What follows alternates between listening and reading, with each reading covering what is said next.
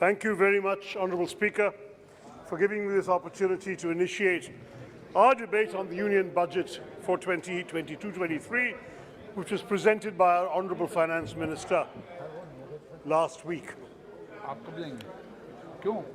So while India has gradually moved beyond the horrors of the destructive second wave of the COVID-19 pandemic and is coping reasonably well with the present crisis of Omicron, so can you get the House in order, sir, so we can have a meaningful debate? Sir, House is not in order, sir. Please, Minister, please बैठिए, please. एक minute. हाँ, मैं शुरू कर रहा हूँ. शशि जी, शशि थरूर, माननीय सदस्य 1 मिनट बैठिए. माननीय सदस्य आप बैठिए 1 minute. Ma'am 1 minute Shashi Tharoor ji 1 minute बैठिए. मैं भी बैठ. हाउस ऑर्डर में लाने दीजिए 1 मिनट बैठिए. माननीय सदस्यगण प्लीज खड़े नहीं रहिए.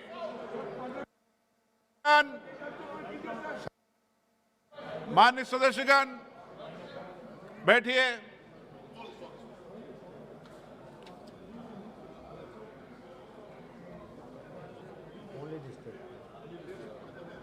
Doctor Shashi Tharoor ji, please.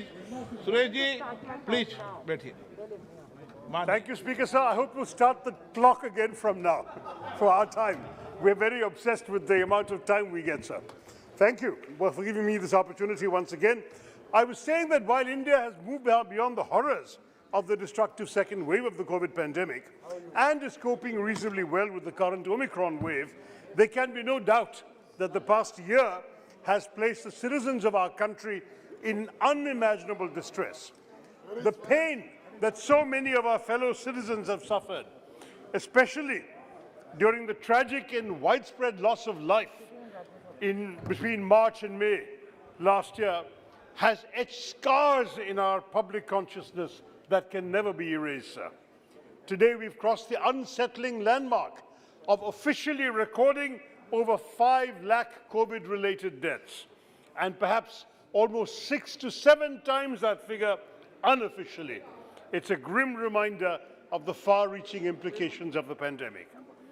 In that context, sir, the presentation of the budget annually cannot merely be seen as a purely routine economic exercise or as an endeavor in straightforward accounting involving fiduciary allocations and unassuming numbers. Rather, it is an instrument through which the government of the day presents a political vision to manage the economy, heal the country, and to set it on a path to recovery.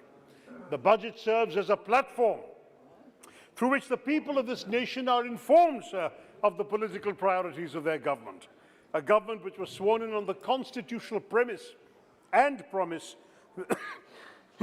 that it will safeguard the interests of all Indians. So what then were the expectations the people of this country had of this government's priorities and vision? And what could we have expected the government to offer the people through the budget? I would say there were 3 broad expectations that the nation had. I would say there were 3 broad expectations that the nation had. Sir, ask him to come here. This is the main house. No, she has to come here. She has to come here. She can come here. I think we can see her on the screen. No, she has to be here. Honourable members, he is sitting and the other house and listening to proceedings. It's the main house. It's the main house.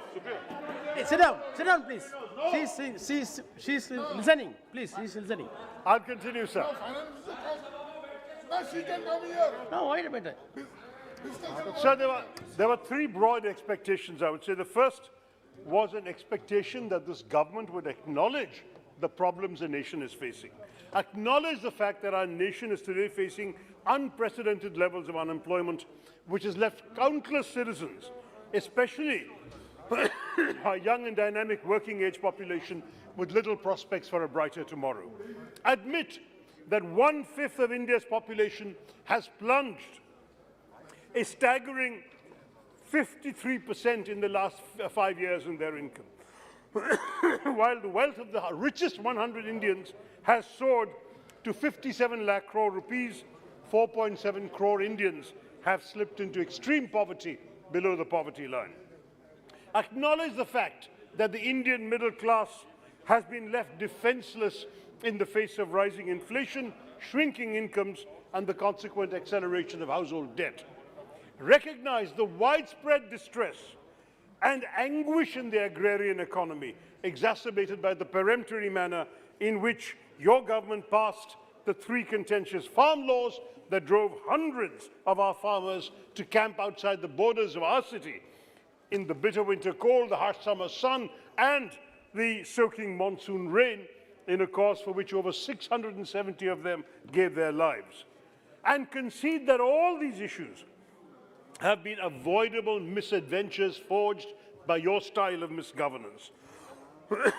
A style of governance that prioritizes one-man rule over consultation, a style that demands conformity rather than seeking consensus, and a style that has scant regard for the fundamental conventions or institutions that have traditionally guided our democracy.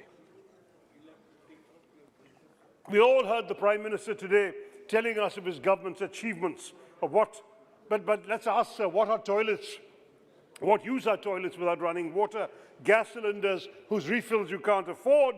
Electricity connections whose bills you can't pay because you don't have a job? प्रधानमंत्री का शेर भी हम सुना। उनका जवाब है अली सादर जाफरी के शब्दों में, तुमने फिरदौस के बदल में जहन्नुम देकर कह दिया हमसे गुलिस्तां में बहार आ गई है, बागबान बन के उठे और चमन बेच दिया है. That is what this government has done, sir. So we've been left bitterly disappointed by this government's unwillingness to offer even a token recognition of the problems they've caused, of the widespread anguish they have inflicted upon the Aam Aadmi, the unemployed youth, our Kisans, who are still facing the existential crisis caused by this government. This House has not forgotten the Prime Minister talking about zero-budget natural farming because his government has, I'm sorry to say, left a zero in the budget for farmers. Second expectation, sir, that the people of this nation had was for the government to usher in concrete actions and corrective measures to address the multi-pronged calamities that their own government has caused them. An expectation to address the increasing unemployment crisis and declining labor force participation by developing targeted measures for job creation and strengthening existing employment guarantee schemes like Manrega. An expectation to provide urgent life support for the MSME sector, battered first by demonetization and then by lockdowns. Help them through fiscal support and a less exacting regulatory framework. An expectation from the government to mitigate the crisis of the middle class by reducing income tax or at least raising the exemption slab to at least 5 lakhs, as this government had repeatedly promised earlier. Arresting the untrammeled rise in the prices of basic commodities. An expectation that the government would have the commitment and the vision to design a pathway out of the staggering inequality in our country. And where our Kisans are concerned, an expectation to fix the cracks in our MSP and offer them support in terms of the procurement of basic commodities like fertilizers at a time when the price of raw material is skyrocketing. Sadly, this government's budget has given the nation exactly the opposite. A significant slashing of the Manrega scheme, more tokenism in credit support for the MSME sector, no changes in the personal taxation regime, and no relief in terms of addressing rising inflation, no targeted efforts for job creations, barring the inadequate 60 lakh jobs over 5 years, a far cry from the 2 crore jobs a year they had promised earlier in the equally illusory Achhe Din, the reduction of budgets for social welfare schemes and significant cuts in schemes for crop insurance, MSP and fertilizers, leaving many farmer groups to term this budget as a revenge budget. In the words of Kamna Prasad, "Kal ki khatir aaj ko barbad karke rakh diya, हम तुम्हारी दूरंदेशी के कायल हो गए, जो थे पस्ती में उन्हें बस ख्वाब दिखाए गए जो बुलंदी पर थे उनको और ऊंचा कर दिया. That's what's happened here, sir. Now, while none of these concerns were addressed, the people of this country at least expected from the government to learn from the grim experiences of recent times and prioritize allocations accordingly. Then the budget might offer a vision of economic recovery that would guide our nation out of the darkness and distress of the pandemic and the aftermath. But where have we seen this, sir? This government has not learned from the repeated instances of incursions on our sovereign territory by prioritizing, by expanding the defense budget and providing support for our armed forces to accelerate urgent modernization requirements. The government has not learned from our harrowing ordeals during the height of the pandemic to strengthen our medical infrastructure so as to shore up our preparedness in the event of future contagion. The government has not learned to increase allocations to education so as to prepare our young children better to cope with an uncertain future. The government has not learned to attend to the problems of today's Indian citizens rather than stretching the mirage of Achhe Din 25 years into the future into some illusory Amrit Kal that no one in the government will be around to be accountable for at all. After all, अगली नस्लों को तबाही से बचाने के लिए जो भी करना है इसी नस्ल को करना होगा. But they're not interested in doing any of that. They would rather just defer and postpone.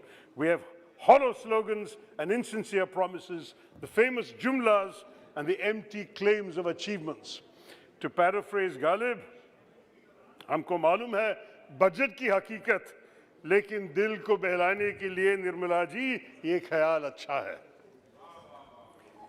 Anyway, I'm sorry to say, Mr. Chairman, that the announcements of this budget simply mask a betrayal by the government of the hopes and aspirations of the people. Tamanna asman ki thi, zameen bhi na mili. However, it was good to hear the Honorable Finance Minister quoting from the Mahabharat's Shanti Parva, talking about the duty of a king to govern the state in accordance with dharma. Of course, this government would do well to remember the equally prescient wisdom also in the same Shanti Parva, which warns that when a kingdom goes into decline, the life of that king is one of shame. As a more recent poet, Dushyant Kumar famously said, जिस दौर में मखलूक को मैसर नहीं रोटी, उस दौर के सुल्तान से कोई भूल हुई है. So what then is the state of this kingdom and the sultan? Any conversation on the state of this country must necessarily commence with the state of the people who make up the nation, sir.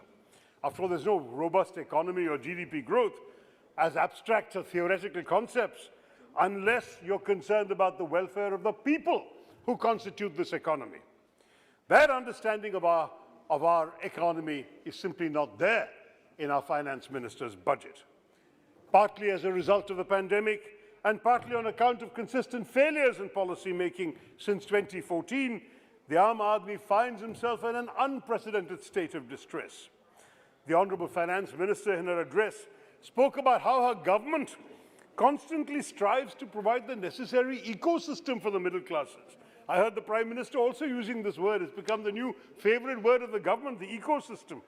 After seeing the contents of the budget, sir, the Indian middle class would like to know what is in this ecosystem.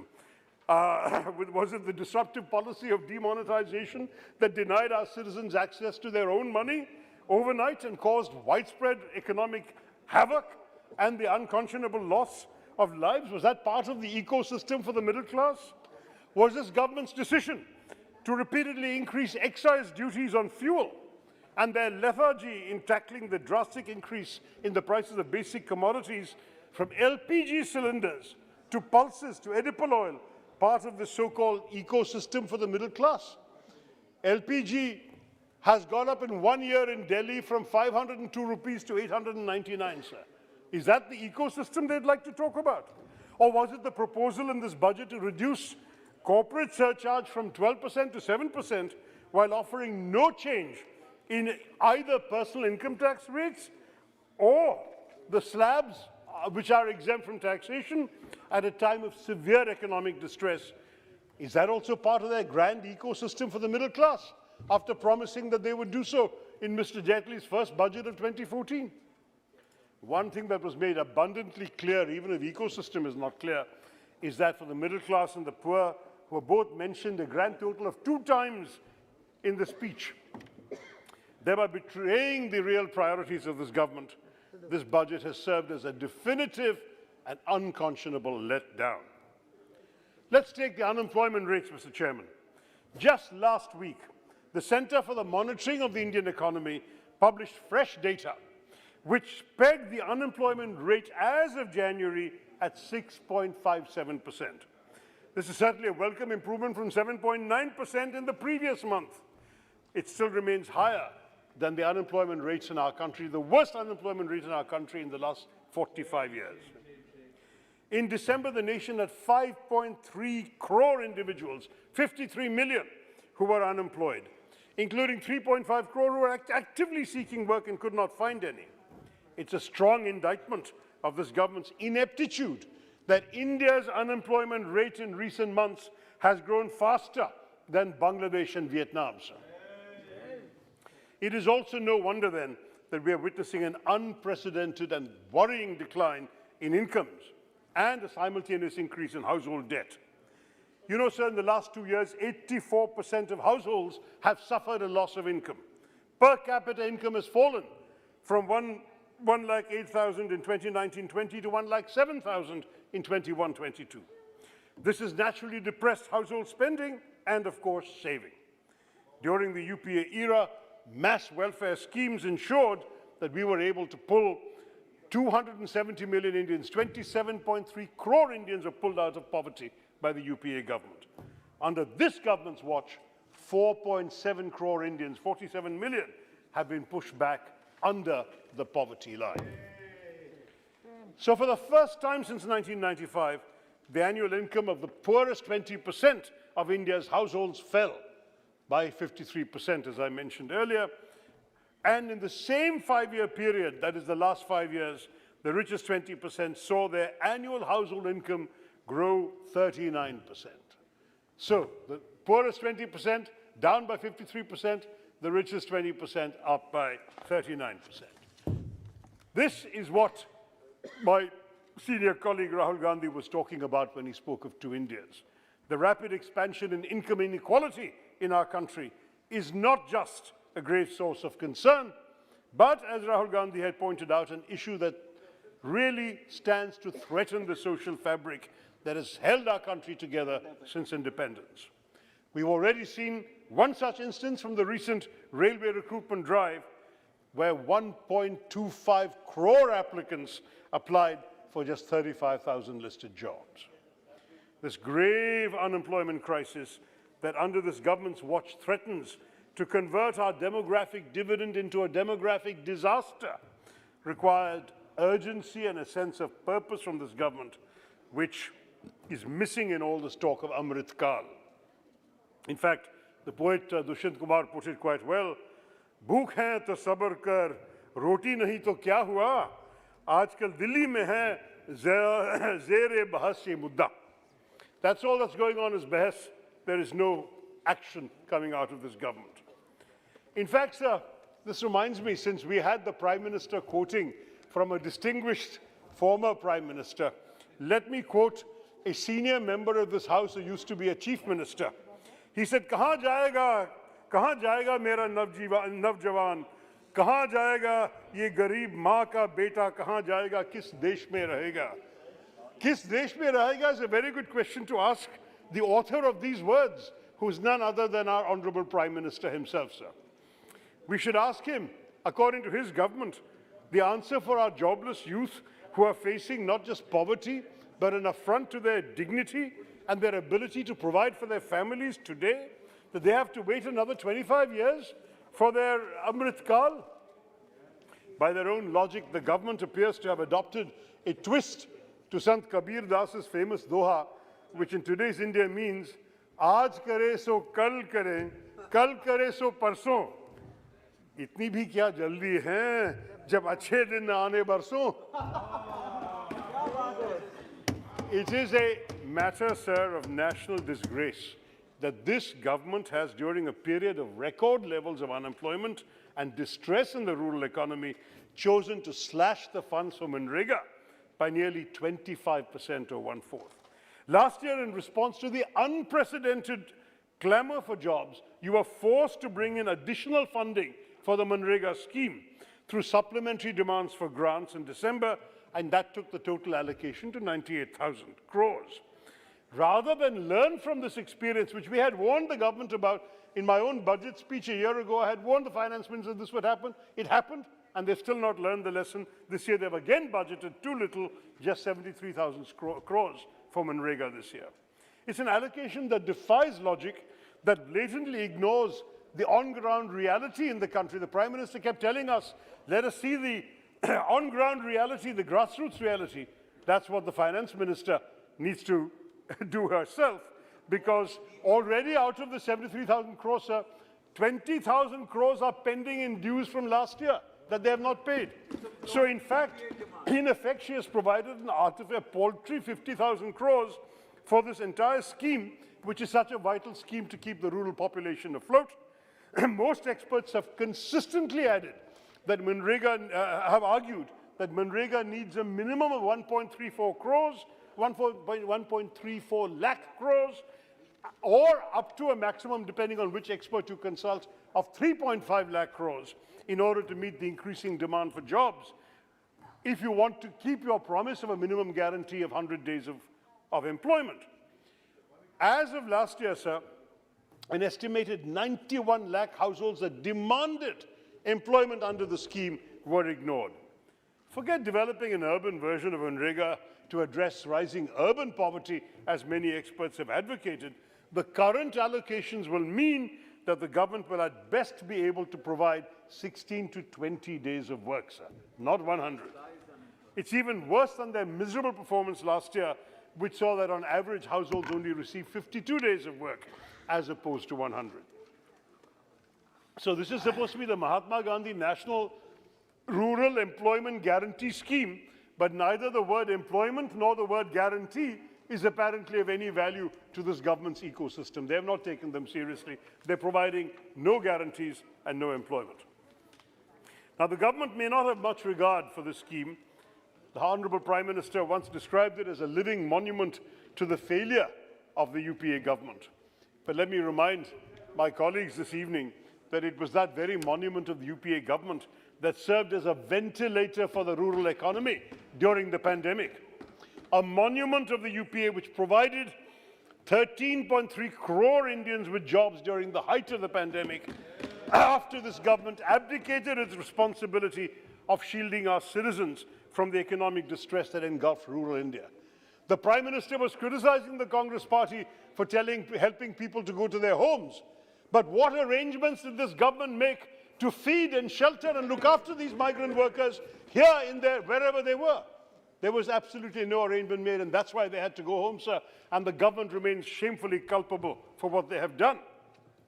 The truth is, with all of this distress that they did nothing about, this indeed, Manrega, is a monument of the UPA.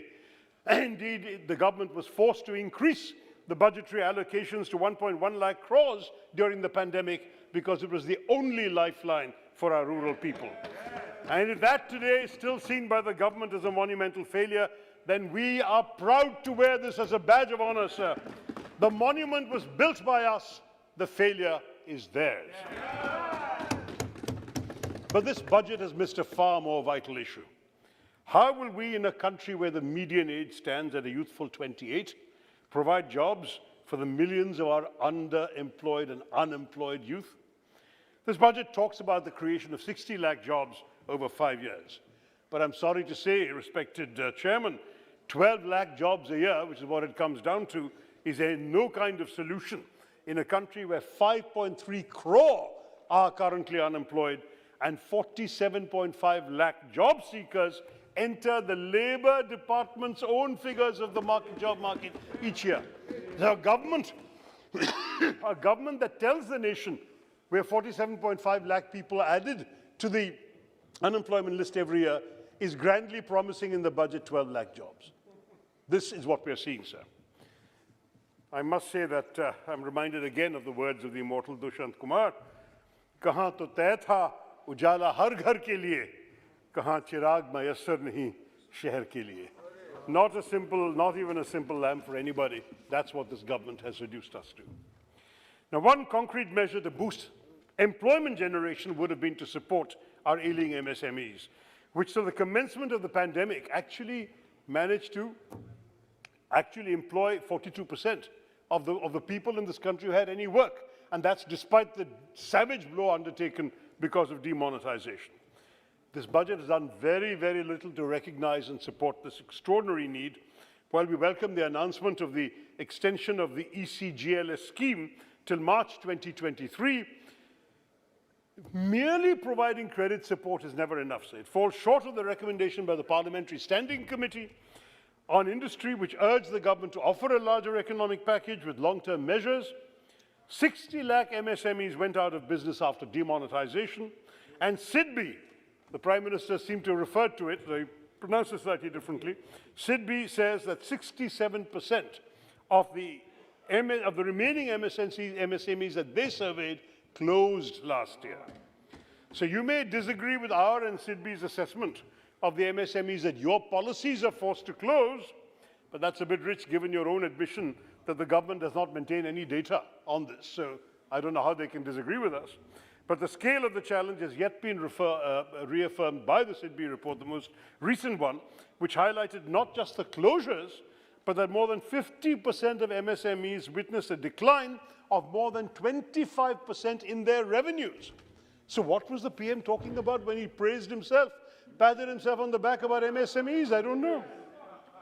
Now, rather than offering concrete support, sir, this government had failed to provide basic interventions such as the restoration of the interest subvention scheme or a reduction in GST rates, the good and simple tax, which is neither good nor simple. That's the story we have in the country.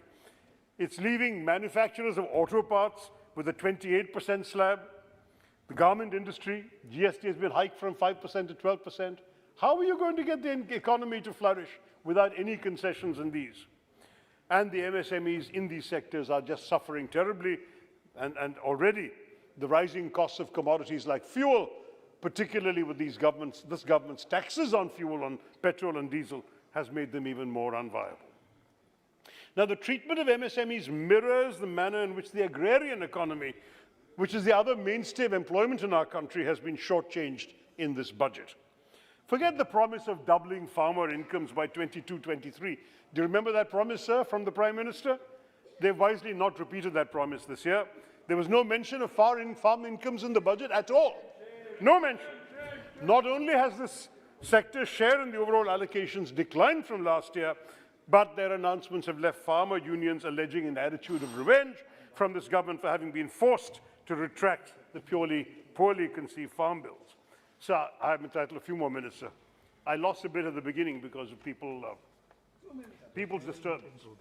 So I just want to say, sir, that the government has only marginally increased the total allocation for agriculture by a miserly 4.4%, while slashing funding for key schemes like the Pradhan Mantri Fasal Bima Yojana down by 3.1%, significant reductions in key subsidies, including for fertilizers, down 25%, and of course for petroleum, which is down by 11%.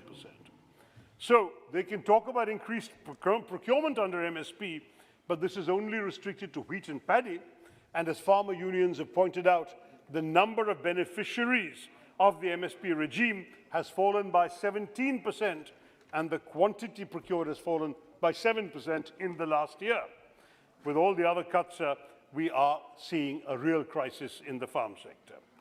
And you know, it's ironic when the Prime Minister keeps reminding us of how much the strength of India lies in the villages and the need to bridge the gulf between urban and rural India, whereas his government's budget is widening the chasm between these two Indias.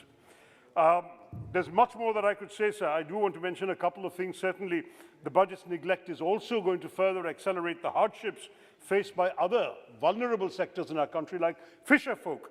In my constituency, Thiruvananthapuram, sir, they're struggling with severe shortages of kerosene.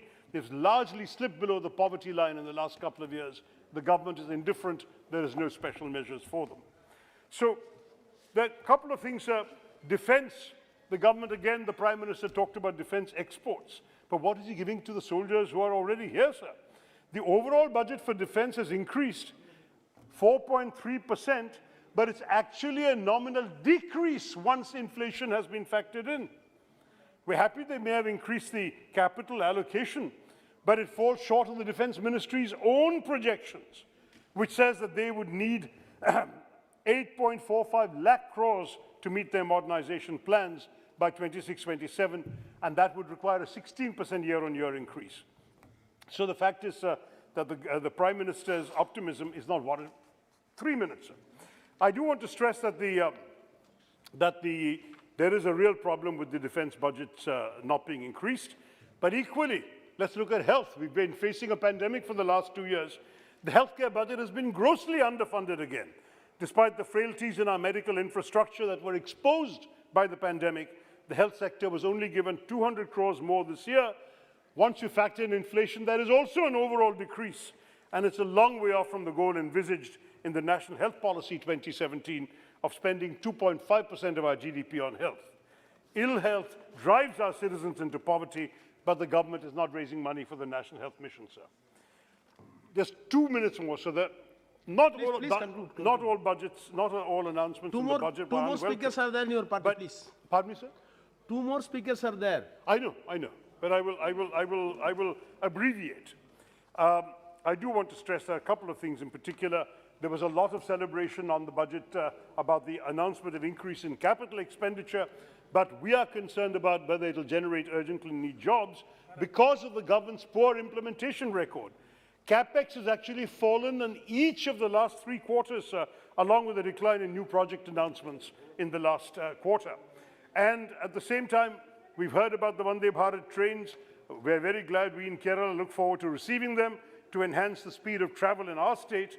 But there have been many, many specific requests for allocations missing, including, in my own experience as an MP, I can say, a long-promised new terminal at Nemam, doubling of the Thiruvananthapuram to Kanyakumari line. Nothing has been done since introduction of new memo trains. I'm sure every MP has similar concerns. We have not seen any announcement of a new aims for Kerala, which has been promised for many, many years. And of course, education I've already talked about has been completely neglected in this budget. Now, I do want to stress, sir, that as far as we are concerned, we've been startled by the lack of consistency in the government's approach, even on privatization. They make announcements and they don't implement them, sir. Last year, they announced a national monetization pipeline to see 6 lakh crore worth of old infrastructure to finance new infrastructure building. Again, this year, they're silent on it. Whatever they announced the imminent privatization of 2 banks and an insurance company. What happened, sir? Nothing. This year, they didn't even mention it. So if you look at the budgets of these governments, sir, not only have they been an announcement government rather than an action or implementation government, but they keep promising things and moving the goalposts, and now they moved it for another 25 years. Thank you. So I will conclude, sir, that a talent for developing flashy slogans is not enough, that in fact, today, instead of Amrut Kal over the next 25 years, today, sir, our people are facing Andhkal, and for this it's extremely important that we must find a solution. Things are dark and bleak for our people, but the dawn will come, and I must say,